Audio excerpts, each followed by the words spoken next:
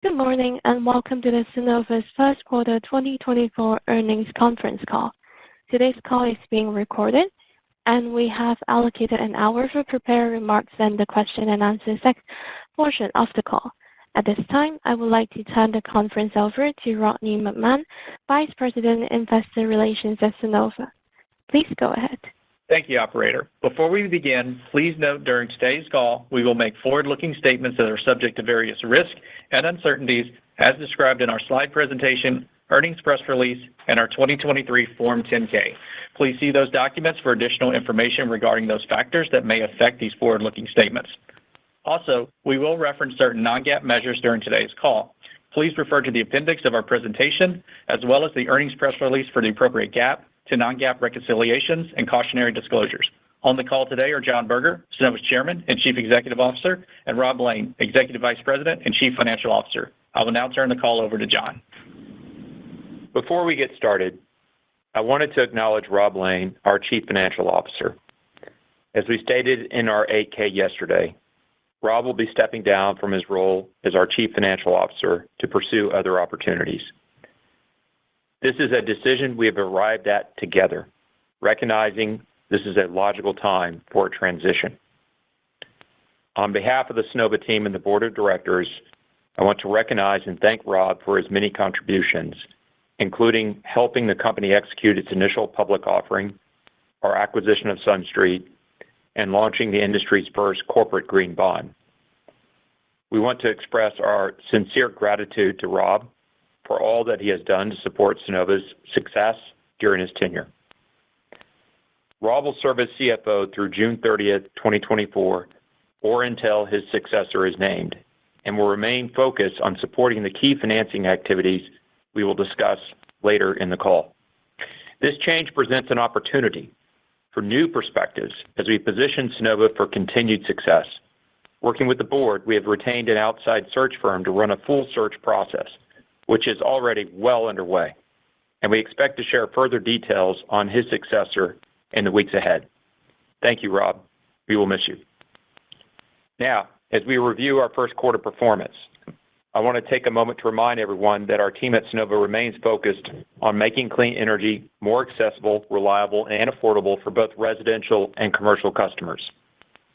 As we will discuss shortly, we have an outstanding market opportunity in front of us, and Sunnova is positioned to capitalize on this opportunity so that we can deliver long-term value to all of our stakeholders as power demand continues to grow. On slide 5, we see a multi-year tailwind driven by a tremendous load growth on aging electricity infrastructure. By 2028, it is expected that the demand for power in the U.S. will increase dramatically due to the continued electrification of the economy, onshoring of manufacturing, electric vehicle adoption, and increased demand from AI, cryptocurrency, and data centers. But an aging power grid means less energy reliability. And with so much growth on the horizon, the energy services that Sunnova provides will be needed for decades to come. At the same time, we're also seeing steady increases in utility rates, as the capital needed to support and replace this aging and frequently damaged infrastructure becomes more expensive in the current interest rate environment. Inflation has had a direct impact on the cost to maintain and upgrade grid infrastructure, and public utility regulators continue to approve higher and higher utility rates. This scenario allows Sunnova to maintain a highly competitive and compelling energy offering. As evidenced on slide 7, a consistent and direct correlation exists between utility rates and the adoption of solar energy. On slide 8, we see these dynamics create strong demand for our Sunnova adaptive energy offerings. As a company, we view these macroeconomic trends as indicators of the many opportunities ahead. Through our innovative financing, servicing, and energy management offerings, we are proud to be helping our customers protect their homes, businesses, and families. To date, Sunnova has provided energy services to over 438,000 customers, managing 2.6 gigawatts of power backed up by almost 1.2 gigawatt hours of energy storage solutions. We have partnered with over 2,100 dealers and new homes installers in over 50 U.S. states and territories. We are doing this with industry-leading technology, both in hardware and software, which is backed by our service offerings and our entire team of dedicated employees who support our customers day in, day out. We see the demand and recognize that as we continue to make improvements to the business, we remain committed to the core customer value proposition we centered our entire business around 12 years ago. As a leading adaptive energy services company, we are delivering a comprehensive, sustainable, and streamlined approach to energy services. With our platform, we are simplifying the increasingly nuanced landscape of energy so that our customers do not have to worry about the upfront costs, maintenance, or technical complexities of powering their homes and businesses. Instead, they rely on Sunnova as their trusted energy partner, accessing affordable, reliable, and sustainable energy solutions. We are more excited than ever to see what the future brings, and we will continue to innovate on our customer experience and work hard to support the growing energy needs of the country. Moving to our Q1 financial results on slide 11. Most notably, during the quarter, we generated $18.9 million in unrestricted cash, and our total cash balance remained relatively flat compared to the prior quarter, sitting at $487.5 million as of March 31st, 2024. Additionally, we experienced an 11.6% decrease in adjusted operating expense per customer compared to the fourth quarter of last year, proof that the initial steps we have taken over the last few months to reduce costs are starting to bear fruit. This quarter, we delivered $46.4 million in adjusted EBITDA, $35.7 million in interest income, and $41.9 million in principal proceeds from customer notes receivable, which were all in line with the quarterly guidance we provided on our prior earnings call. We also continue to see steady year-over-year growth in our net contracted customer value, or NCCV.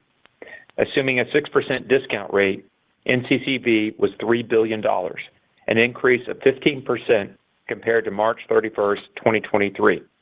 Our March 31st, 2024 NCCV per share was $24.34, assuming the same discount rate. Over the last few months, we have also made several exciting strategic announcements. In January, we announced the opening of our Adaptive Technology Center in Houston. Equipped with cutting-edge energy testing and integration technologies, this center allows our engineering teams to innovate and integrate various technologies seamlessly. It also empowers our service technicians to troubleshoot field issues in a controlled environment, enhancing our service response times when visiting our customers' homes. In late March, after years of working with the Home Depot to empower customers with cost-effective energy solutions and ensuring dependable and resilient power, we were thrilled to announce our strategic partnership, whereby we will now be the sole provider of solar and battery storage services in the Home Depot stores across the United States and its territories. This agreement provides consumers with access to the Sunnova Adaptive Home energy offerings in over 2,000 Home Depot stores. Lastly, in early April, we announced the growth of our virtual power plant network. Powered by our Sunnova Sentient technology platform, our customer systems and the clean power produced continues to help offset the need for utilities to use heavily polluting fossil fuel power plants during peak demand periods.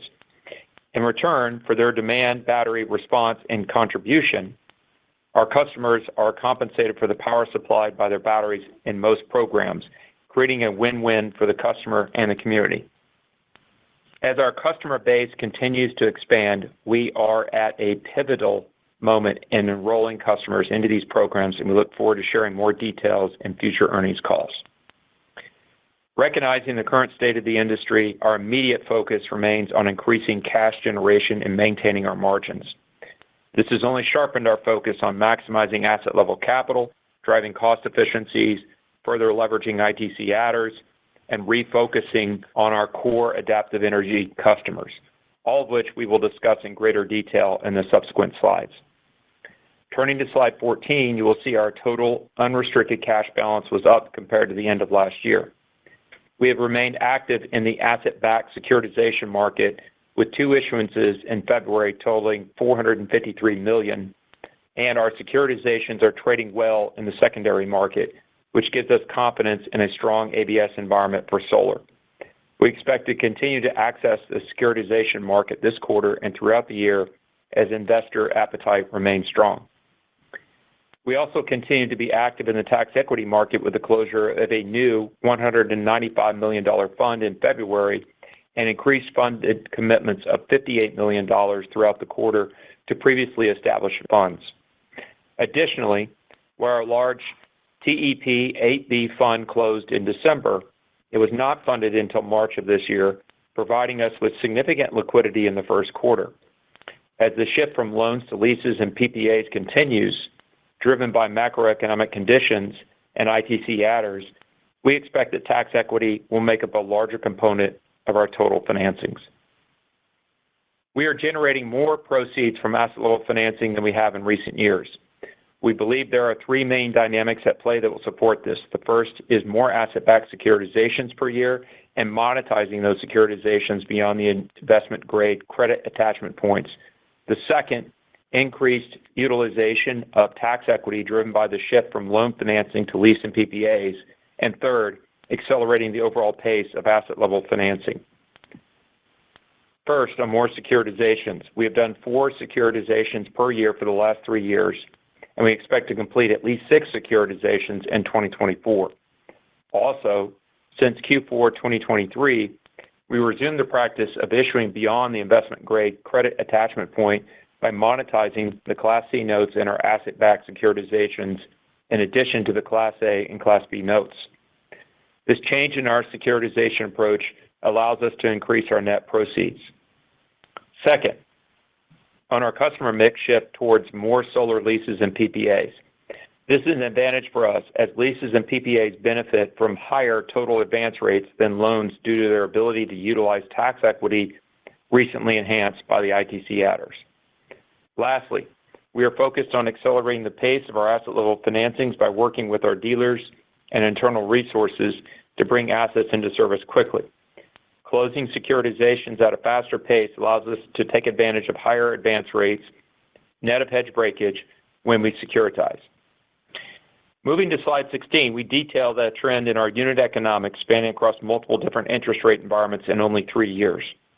Taking a step back, our value proposition is comprised of many things, including cleaner, safer, and more reliable energy. But one of the biggest advantages to our customers is savings. Given the increase in utility rates, we've been able to continue delivering savings to customers while at the same time increasing our pricing. This has allowed us to achieve a healthy spread in a rising interest rate environment. This dynamic is illustrated by the trend of our implied spread over the last 3 years. We have always said that we target a 500 basis point spread long term. In 2021, in a lower rate environment, we delivered an implied spread of 6.4%. As interest rates rose into 2022 and 2023, so too did our cost of debt, doubling from 2021 to 2022. Though we dipped below our spread target in 2022, our pricing changes in 2023 allowed us to increase our fully burdened unlevered return and generate an implied spread of 5.6%, 60 basis points higher than our target. Over the last 3 years, in a host of different rate environments, we've been able to average a 5.5% implied spread while still delivering savings for our customers. We believe that this is indicative of the sustainability of our business model. Additionally, in the first quarter of this year, even as our cost of debt increased, it was more than offset by an increase in our fully burdened unlevered return, and we saw an increase in our spread back up above the 6% mark. However, we recognize that strong unit economics can only be part of the story. Therefore, we are continuing to drive further cost efficiencies in the business. In the first quarter of 2024, our adjusted operating expenses declined roughly 6% quarter-over-quarter, or $6.6 million. This decrease in total adjusted operating expense was the first decrease in this metric since 2020 and was driven by our initial efforts to reduce costs and to further drive efficiencies in our business. Moving forward, we will utilize our technology platform and scale to continue driving cost per customer down, as evidenced by the 11.6% reduction in the first quarter. Another dynamic we are monitoring is the monetization of the investment tax credit adders introduced in the Inflation Reduction Act. In addition to the base 30% tax credit, increasingly we are seeing the ability to access the adders allocated to building and energy communities, providing service to low-income individuals, and the push for more domestic content and equipment. For 2023, we saw little uplift from these adders as the year's weighted average ITC with adders was only 31.5%. This was due to limited implementation guidance on the adders from the U.S. Treasury last year. With the guidance we have received this year, and with more to come shortly, we expect we will be able to increase our weighted average ITC to somewhere between 36 and 40% by the end of 2024. As you can see here on slide 18, we estimate that a 1% increase in the weighted average ITC rate would generate at least an additional $30 million in cash proceeds in 2024 based on the fair market value of the lease and PPA systems we expect to place into service this year. And lastly, we are refocusing on our core adaptive energy customers. The left side of slide 19 shows our customers deployed per year. While we expect flat growth in overall customer additions in 2024, we still expect the number of megawatts we deploy this year to increase. This is due to a shift in our expected customer mix in 2024 as we refocus our capital expenditure investment on core adaptive energy customers. Also, our solar additions in 2024 are expected to be much more heavily weighted towards lease and PPA customers, which, as I discussed, is advantageous for our cash generation as well as our margins. This renewed focus on our core adaptive energy customer will help us to make progress against the priorities I previously mentioned, while also providing us the adequate scale necessary to fund the business through asset-level financing. I also want to be clear, there is more than enough market demand, despite economic challenges, to continue to recognize the benefit that scale has for our business. With that, let me now turn the call over to Rob. Thanks, John. Turning to slide 21, you will see that we are tempering our outlook on customer additions for 2024 from the prior range of 185,000 to 195,000 down to 140,000 to 150,000. This reduction is in no way indicative of any lapse in demand for our offerings, but is instead a proactive move we are taking to right-size our growth. As John mentioned earlier, scale is important to our business, but we are being much more intentional about the kinds of customers we are adding. We believe this approach to customer additions, focused on our highest value customers and offerings, while limiting growth in some areas of our business that do not provide the highest returns, will better position us to achieve our customer cost reduction and cash generation goals. Aside from our customer additions, we are reaffirming all of our 2024 guidance figures, including adjusted EBITDA, interest income, and principal proceeds. Turning to slide 22, in the first quarter, we generated $23 million in levered cash flows, which is comprised of residual cash flows from securitized customer contracts, all MSA fees, and proceeds from unpledged SRECs and grid services. The EPC costs that make up our investment in systems totaled $561 million. We generated roughly $627 million in asset-level financings and used $20 million of cash on corporate interest expense, leading us to a net increase of $19 million of unrestricted cash in the quarter. Now moving to our full-year forecast for 2024 and beyond. The more focused approach to our customer additions impacts the guidance we set last quarter, reducing our levered cash flows, but also our investment in systems and the amount of proceeds from asset-level financing. As we said last quarter, we still anticipate being cash neutral for 2024 and continue to expect strong cash generation in 2025 and beyond. And before I turn the call back over, John, I just want to say what an honor it has been to work beside you and the entire Sunnova team for the past 5 years. While I will remain a dedicated Sunnova customer and shareholder, I'm excited to close out my tenure as CFO and pass the torch in the coming months. I'll turn the call back over to John for closing remarks. Thanks, Rob. In closing, Sunnova is well equipped to manage our balance sheet through the remainder of 2024 while also setting us up for increased cash generation moving forward. Though elevated interest rates had made for a challenging short-term macro picture, overall, there is more than enough demand to continue adding to our customer base in an economic and sustainable manner. As we look to the remainder of 2024, we are encouraged by the rapid progress we've made already in the first quarter and will continue to take steps to transform the energy landscape, challenge the status quo, and offer customers a better energy service at a better price to help meet society's ever-increasing energy demands, all the while maximizing shareholder value.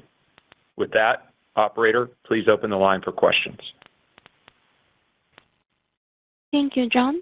If you would like to ask a question, please press star followed by 1 on your telephone keypad now. If you change your mind, please press star followed by 2. When preparing to ask your question, please ensure your device is unmuted locally. We'll pause here briefly as the questions are being registered. We have the first question from Philip Shen with Roth & Co. Your line is open. Hi, everyone. Thanks for taking my questions. Rob, it's been a pleasure working with you. Best wishes in your next endeavor.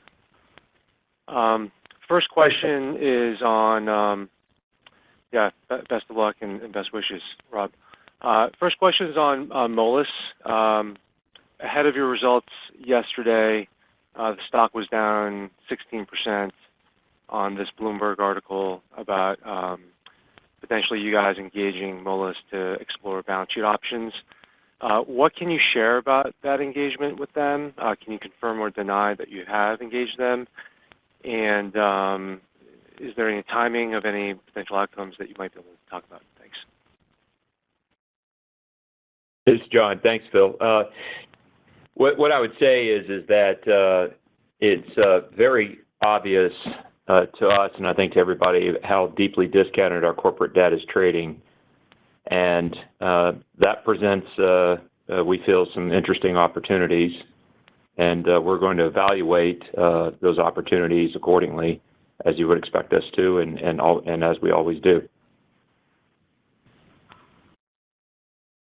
Great. Okay. Appreciate that. Thank you.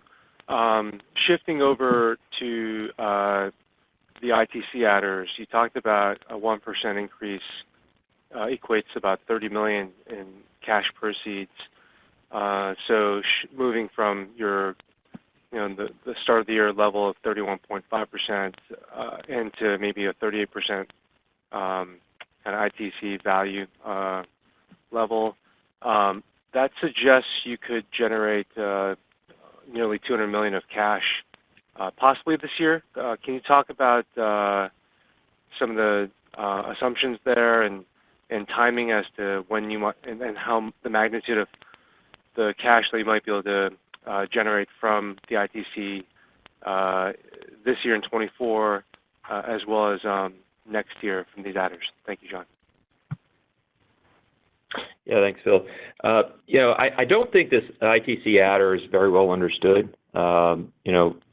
We've actually been collecting on this adder with the Energy Communities adder for quite the last few months. There was an additional guidance that at the tail end of March that the Treasury gave on the Energy Communities adder that greatly expanded it, and we have since collected most of those monies, I would add.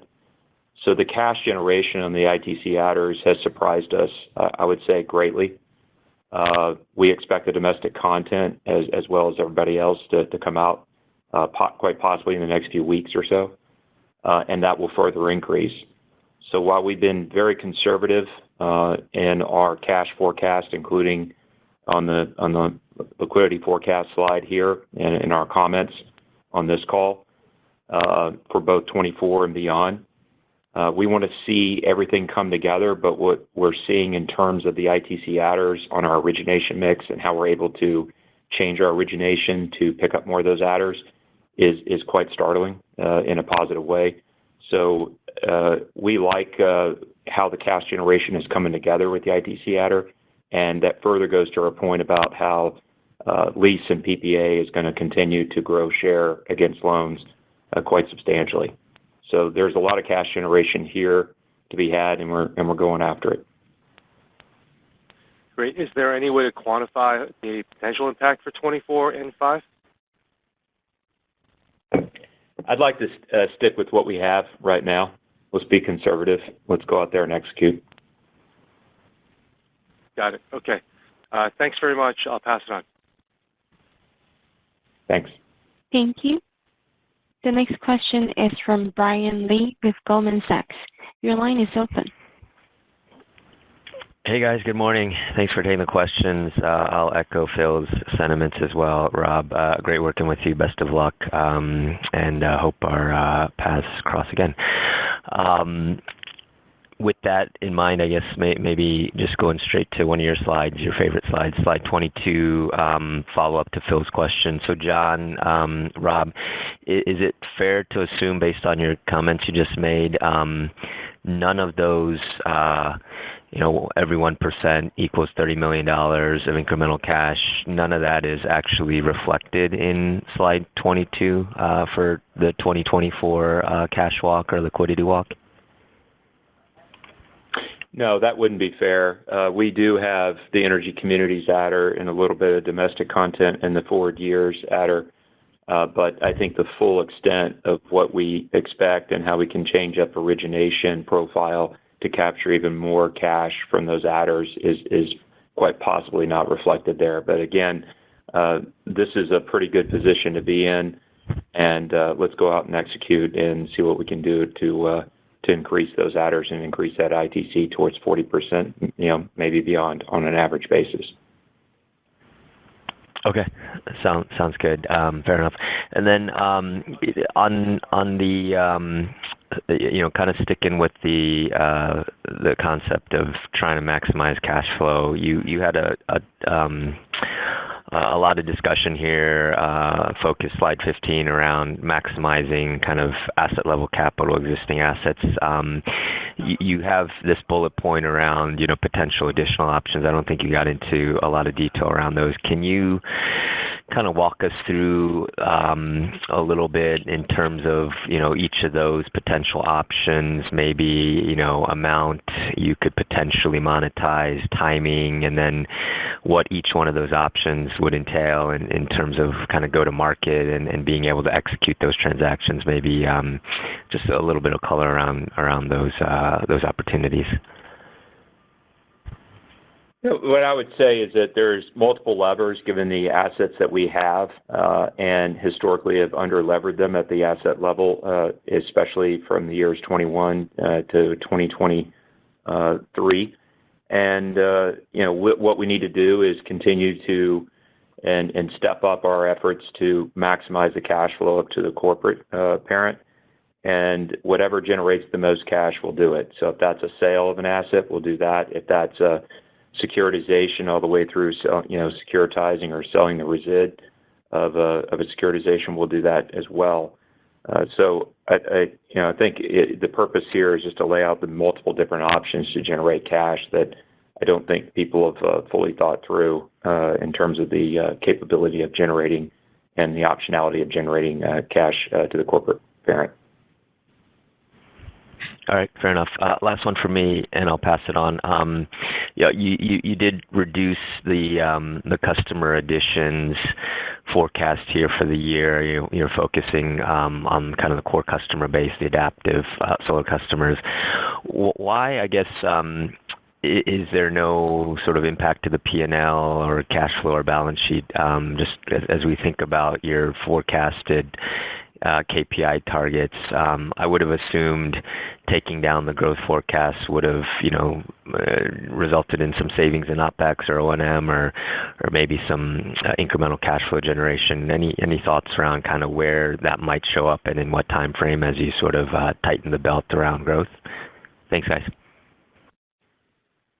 Yeah, certainly. Going back, having an asset base as large as ours, at this point in the year, I would say greater than 85%, probably greater than 90% of those revenues and cash inflows from principal and interest from our loans is locked in. So, again, we have a very durable model as far as cash generation. Cost cuts, there have been quite a bit. They're starting to show up to some degree. Actually, on a per customer basis, quarter over quarter, 11.6% drop in adjusted operating expense. But more have happened since even the end of the first quarter, and much more is going to happen as we move forward. So very much focused on OpEx, getting these software and automation in place to further cut the need for operating expenditures, people, et cetera. So we're focused on doing more in the OpEx on a forward basis, and indeed we've already had some that will show up in this quarter. Thank you. The next question is from Mark Strauss with JP Morgan. Your line is open. Hey, good morning, guys. Thank you very much for taking our questions. And Rob, thank you very much for all of your help dating back to the IPO. I have a couple of questions. I'll just throw them both out at the same time on slide 15 as well. On the tax equity portion, can you just talk about the latest that you're seeing within the transferability market? And on the traditional side, is there any impact from Basel III that you're seeing yet? And then on the yes, actually, let's just start with that. Thank you. Hey, Mark, this is John. The sale of the or transferability of the ITC is gaining a lot of traction. A lot more companies are coming into the market and willing to do that. It's a lot easier to get your head around as a CFO of a major company. So we've already executed on several of those, as you pointed out, and we see that market expanding rather significantly. We have not seen any impact yet on traditional tax equity from Basel III. So the tax equity market, I would say, is not only alive and well, but it's certainly growing significantly from what we can see. If I can add one thing to that, and then on the transferability market. Sorry, the transferability market remains strong. It's the execution of the ITC transfers has been something that we've led on. So we've already done a significant number of those transfers with the IRS and the IRS portal. We were one of the first to do it. We've done tens of thousands of systems and their associated ITCs we have successfully processed. It's amazing, how much back office is really required to make that work. But that's something that we've been able to solve and get out ahead of as well, which has been a huge success to our ability to be able to speak to investors about not only, just the price, which I think is where a lot of folks start, but the entire process and life cycle as well. Okay. And then just a quick follow-up on the increased number of securitizations. So I understand the benefit of kind of getting cash in the door more frequently, sooner. Are there any potential kind of downsides that you would see to that as far as, maybe increased transaction fees or anything else like that that you would call out? No.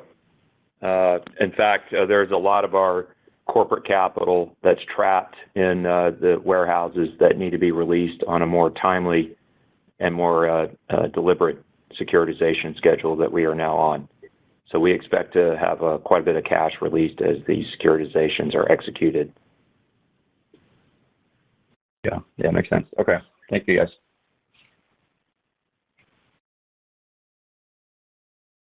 Thank you. The next question is from Andrew Percoco with Morgan Stanley. Your line is open. Great. Thanks so much for taking the question. And again, Rob, echo everyone else's comments. It's been great working with you. And best of luck in your next endeavor. So I guess I want to start with, a question on asset level performance. If we just look at the numbers in the 10Q, it looks like customer loan delinquency rates continue to grind higher. I know service has been a kind of a big component of that historically.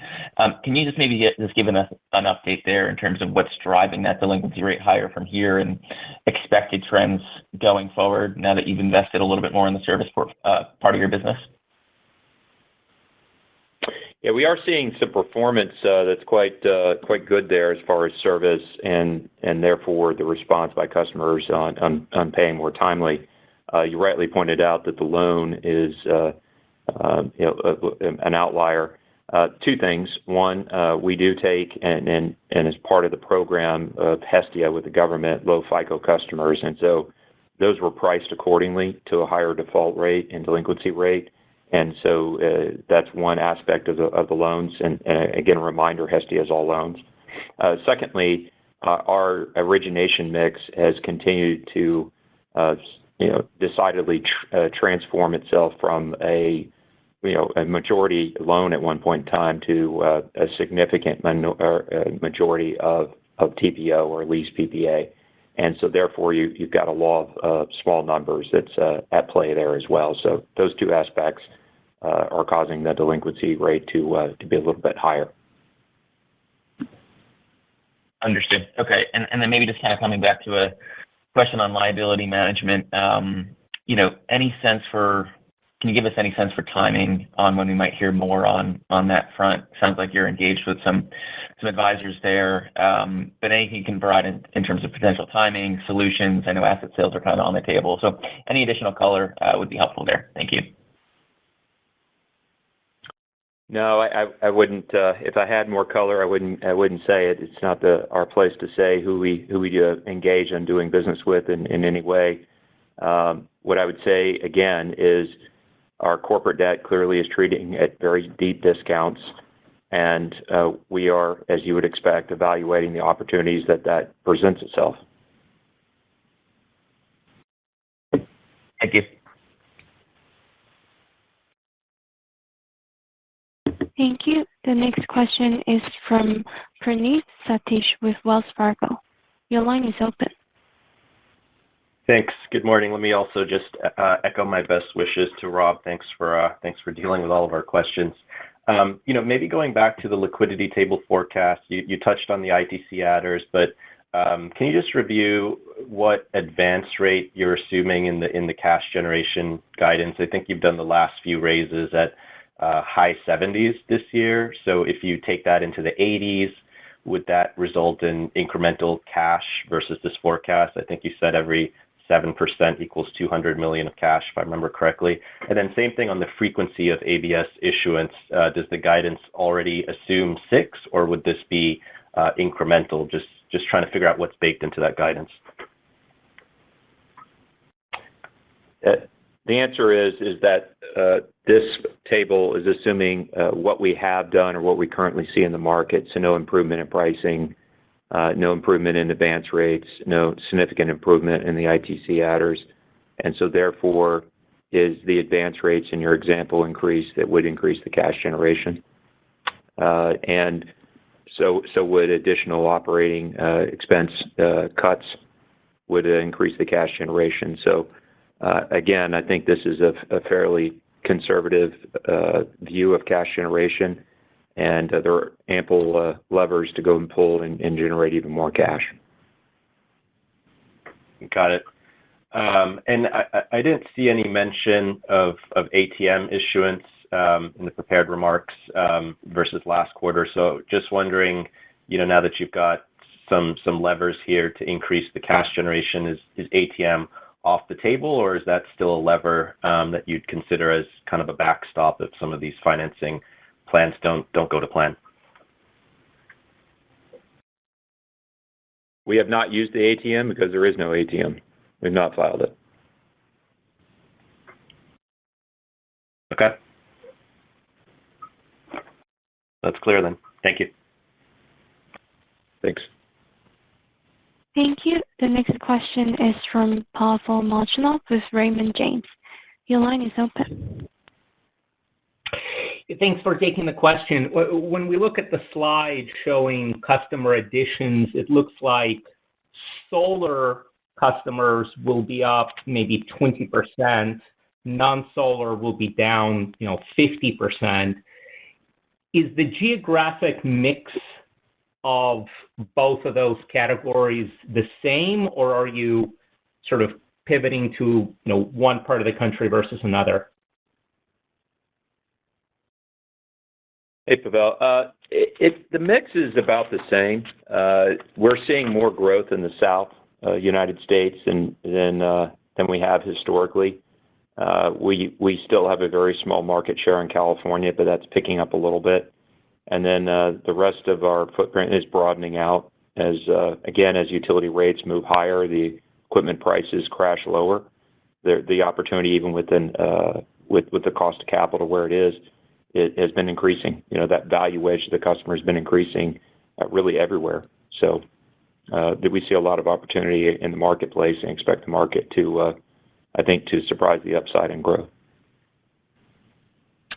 Okay. I did not see this in the slides, but you may have mentioned it. What was the battery attachment rate, and just any commentary on kind of the trend in that metric? Yeah, we wanted to focus on some of the other aspects of the business, but the storage attachment rate continued to have been strong and about what we've had historically. And as the pricing of batteries is dropping, in some cases quite significantly, we do expect the natural response from the marketplace is to increase purchases, and we've seen some of that. We've seen a broadening of geographies wanting storage, for instance. So storage is going to be really important, especially as you get into energy services, grid services, whatever you want to call them. We're seeing a lot of opportunity there to generate additional revenues for both ourselves and our customers, and to be a part of stabilizing the overall centralized system in the local area. All right. Thanks very much. Thank you. Thank you. The next question is from Tristan Richardson with Scotiabank. Your line is open. Hey, good morning, guys. Appreciate all the comments. Maybe just one follow-up on the liquidity slide. I totally understand the customer refocus takes your investment systems down quite a bit, but it did seem that your expectations for tax equity proceeds came up a little. And so I'm curious if that is purely a function of just seeing that weighted average tick up from adders, or if actually that core adaptive customer might see that growing a little bit more than you thought, maybe in previous slides. Interesting. It's the adders and it's the origination mix. We are doing more lease PPA, far more than we expected at the beginning of the year. It's helpful. Appreciate it, John. And maybe one more housekeeping follow-up, but maybe could you talk a little bit about terminations we saw in the quarter? Is that largely a function of this refocus initiative, or was there something specifically going on that we saw that might be seasonal, or anything to think about there? Yeah, there are terminations and payoffs. So we are seeing an increase in the constant prepayment rate, especially on some of our accessory type loans. And so that's welcome news, if you will, and unexpected. So we wanted to make sure as soon as a customer had their loan paid off with us, and we did not owe them any more service, that we wanted to properly reflect it and subtract the customer from our customer count. And so you're seeing that reflect here. It's basically our payoff rate is accelerating a bit. Appreciate it. Thank you all very much. Thank you. Thank you. The next question is from Amit Pakar with BMO Capital Markets. Your line is open. Hi, good morning, guys. Thanks, and just want to again echo everybody's sentiments and thank Rob for putting up with all of us the last few years. Just real quick on looks like the dealer count went up. I think like another 90 or 100 dealers. I was just kind of wondering, like, what are you guys seeing in terms of kind of attrition within the dealers? I mean, you look like you're going to grow a little bit less than maybe we anticipated at the beginning of the year. Is the dealer count going to be kind of fairly steady from here on out? I think that's probably pretty accurate. We're constantly managing the dealer network to make sure we have the best. And there are things that happen in our dealers' lives because they're obviously great entrepreneurs that are out out there, trying to make their way in the world, and things happen in life, right? Sometimes positive, sometimes negative. So you want to have a constant influx of new dealers, and this is true whether it's in the power business, the solar business, whatever you want to call it, or home security, or any other business that is heavily dependent upon great entrepreneurs and dealers. So we're going to try to maintain and bring in new blood, if you will, all the time, because we'll have some others that need to be exited. But I think we're in a pretty good spot where we are with our size of our network. Maybe trends a little bit lower. Who knows? And then it looks like in just looking through your 10Q that you've added some additional risk kind of language around resource to repay, the APA, EPH, and EVOP debt credit facilities. I was just wondering, was there something that kind of triggered the additions of that language, or something your auditors kind of required you to do this quarter, or is that always really there? No, there's no difference. We feel pretty good about refinancing that with our lenders, and I think it's just lawyers doing their job. All right, thank you. Thanks. Thank you. The next question is from Maheep Mandloi with Mizuho. Your line is open. Yeah, thanks for taking questions. Just one more question on the liquidity forecast here. Just to confirm, the reduction in levered cash flows is mainly because of the customer focus shift, right? And that is what's causing the reduction in the overhead capital and the investment in EPC, right? And I'm trying to understand, the levered yield on that cash flow seems pretty low, mid-single digit yield on that business. So any reason why how to think about the yields on the rest of the non-solar customers going forward? Thanks. Yeah, it's small decreases, and this will fluctuate quarter to quarter. It could be that weather wasn't as great in some areas of the country that have high SRECs, for instance. It could also be that these accessory loans, which is the majority of it in this case, we don't expect to originate as much as we had in the past, or it could be asset sales of such loans and such to drive some of the revenue down. So I think you've got the right idea. Good. Thank you. And that's all for now. Thanks. Thank you. The next question is from Chris Dendrinos with RBC Capital Markets. Your line is open. Yeah, good morning. I wanted to focus a little bit more on the cost structure here, and notably you made some progress in cutting that adjusted operating expense. But I guess just taking a step back and looking at how that cost structure compares against the underlying assumptions baked into your net contracted customer value calculation and the implied spreads. I think in the 10K you all indicate that the assumptions $20 per kilowatt per year escalating, and then $81 not escalating for the battery. So I guess if I just think about that in the context of your customer service costs that you're operating at right now, which I think are multiple times higher than that, the first question is just, how do we get comfortable underwriting your net contracted customer value if, the operating cost assumptions that you're under right now are vastly different?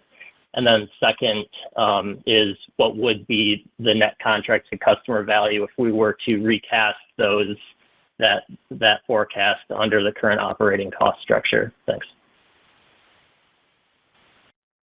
Yeah, we've done a great job on improving customer service, and in fact, we're at an all-time low, and decidedly so as far as our backlog of service tickets, if you will, on the customer base. We have started to redirect, decidedly so, the technicians, our service technicians who do a fantastic job for us and our customers, over to the service-only business. And so that'll drive additional revenue and drop the cost structure. So you will see a cost structure drop that's pretty significant. We've already started to experience it. You will start to see that over the coming quarters. It'll become very visible.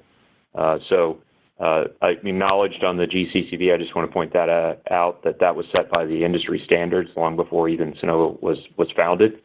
And that's something that we've used to be consistent. our securitizations do contain some higher cost or MSA fees that do go into our levered cash flows. I just want to point that out. So we feel very comfortable being able to drop the cost significantly, especially if we were absolutely had to in the kind of situation you were talking about. And I wouldn't necessarily spend too much time trying to figure out what the increased spend would do. I think you can do some back-of-the-envelope math and figure that out. But we're very, very focused on reducing that service cost, and do believe we'll get down to something that's materially lower than what we have done over the past 12 to 18 months. Okay, and then I guess just as a follow-up to confirm that, the unlevered rate of return calculation that you all provide, is that assuming the same sort of cost structure as in the NCCV, or is that marked against kind of what you're sort of operating at right now? Thanks. It's what we're operating at right now. To be clear, it's all service costs, it's all costs, it's all spend in the current year. So that's pretty burdensome when you're taking one marginal unit or one marginal customer and burdening with the entire existing customer service base at the current cost structure. I think what we'll try to do in the coming quarters is look at a forward service cost estimate, and then take out some of the initial upfront cost and have an alternative view of on the return. But right now, what we have is all the money that we spend in the upfront, we burden it in our unit economics, and that fully burdened unlevered return. So it, in many ways, is more punitive than it actually should be. Got it. Thank you. Thank you. The next question is from Ben Kallo with BED. Your line is open. Hi, good morning. Thank you, Rob, for everything. Maybe two quick ones. Just on reducing expenses and really focusing on any direct sales. I know you guys do a little direct sales, but have you changed any thoughts around that, John? And then I have a follow-up. No, I'm decidedly, I think, still on the dealer business model side of things. Look, great entrepreneurs that we have in the dealers are, they're unhireable, if you will, if that's a phrase, a word I can use with you, Ben. But we've been focused on that since I founded the company in terms of the dealer model, and we have not wavered. I know others have gone back and forth, but we have not wavered and will not. We've got a little bit of direct sales, as you pointed out, but that's really about finding areas where we just haven't had any dealer coverage. And so that will continue to be a very relatively small part of our business, but I expect it to generate a good deal of cash. Great. And just on the balance sheet and different options, the SunStrong JV with SunPower and Hannon, is that something that we could possibly see with you guys, a structure like that? It's possible. We're definitely looking at and looking at our options there, and the Hannon team is very strong, and they've done a lot of good things and run a good business. And so, of course, we always want to talk to folks that run good businesses. So that's certainly possible. Great. Thank you. And thanks again, Rob. Thank you. The next question is from William Grippin with UBS. Your line is open. Thanks. Good morning. First question was just, how should we think about the impact of pulling forward some of these ABS transactions on future cash generation? And should we expect a lower level of securitization activity in 2025? Well, the way you should think about it is, as we pull forward the securitizations, we pull forward cash, and that cash is, we right now see that as significant. The way to look at 2025 is that we would be on a steady pace. And so what's the probability that we do more securitizations this year than we do in 25? I haven't put a lot of thought into that, frankly. We just need to have a securitization schedule that's disciplined and keeps us ahead of the markets. We take as little of the interest rate risk as we should and can in our backlog. We haven't done that in the past couple of years or so. That is changing as we speak this year. And so as long as we're on a disciplined schedule where we're generating cash, I think how many securitizations we do or do not do, I don't think it really matters. It is likely that we'll just be on a more of a steady state that you're kind of seeing right now. Try to space out the securitizations accordingly, of course, but more of a steady state. Got it. And then just the last one here. Have you seen any impact on your advance rates or your financing terms relative to what you maybe would have otherwise expected, just given where the debt and stock have been trading and maybe some of the implied concerns there? No. All right. Thanks very much. Thanks. Thank you. The next question is from Donovan Schaefer with Northland Capital Markets. Your line is open. Hey, guys. Thanks for taking the questions. So I want to ask, I feel compelled to dig in a bit more deeply on the, I guess it's on slide 31, terminations, payoffs, and expirations. And I know some of that's service-oriented, some of it, not. And there's presumably a lot of kind of moving parts there and a lot of nuance. At the same time, collectively, it's a pretty big jump. I think it was approximately 2,000 last quarter, and it jumped to almost 8,000, a sort of 8,000 deduct, if you will, to customer additions in this quarter. So could you unpack that a bit more, maybe get at, specifically what is the cause? I mean, I can imagine, maybe in some cases if people are just worried about, day-to-day expenses or something. Some people with savings, like retirees or whoever, could just opt to buy out the lease or a loan. I mean, there might be more basic things behind that. But just, how do you expect this to trend? What's the cause? All else equal, do you want to see that come back down, or do the economics? I know, with loans and dealer fees, sometimes it can actually improve the economics. So, do you want to see this trend up? Do you not? Or maybe one of the lines, but not the other line. Anything you can do to kind of unpack that would be great. Thank you. Sure. Vast majority of payoffs. So do we want that to become more negative as we move forward in time to get our money back faster in the loans? Absolutely. 110%. Okay. And I guess that gets you better economics because the dealer fee and then your financing partners, maybe historically the way people looked at, mortgages or something, you could have prepayment risk impacts the, duration, interest rate sensitivity, and so forth.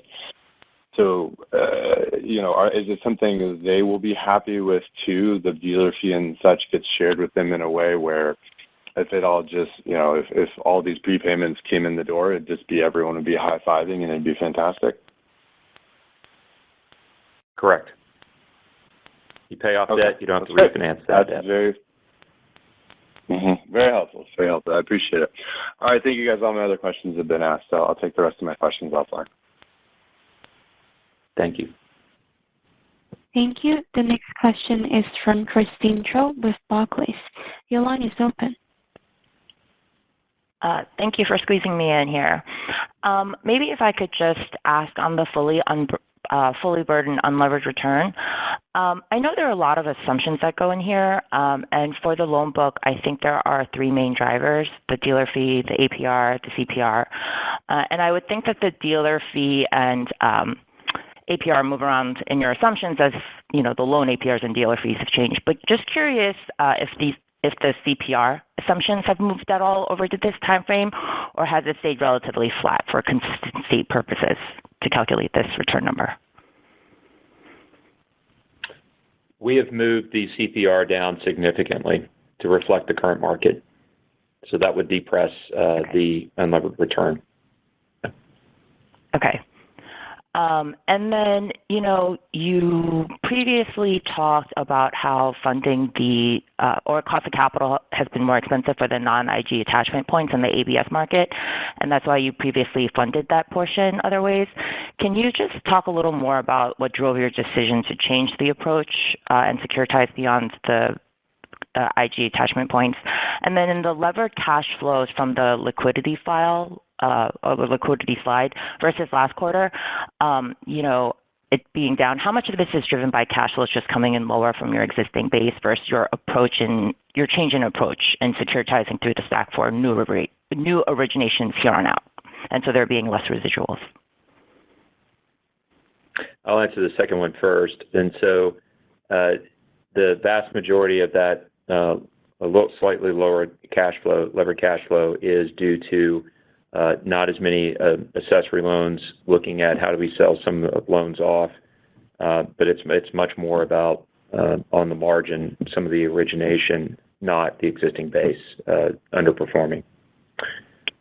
In terms of the cost of capital between the asset level and the corporate capital, I think it's really obvious that the corporate debt is trading at deep discount.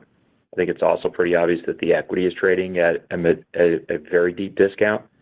And so I don't think that the cost of capital on the corporate side, I don't even think you need to run a model. It's quite a bit higher than anything we can do on the asset level side. So it seems pretty straightforward about why we've had the flip back to the asset level side of things.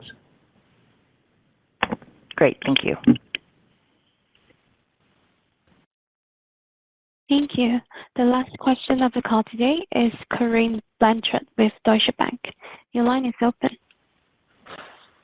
Hey, good morning, and thank you for taking my question. Most have been answered, so maybe I'm going to try something different. Can you maybe talk a little bit about California? I know it has been a year since NEM 3.0, and it's a little bit less of a focus, but maybe what are you seeing in terms of demand rebound as we go into the 2Q? Hey, Corinne.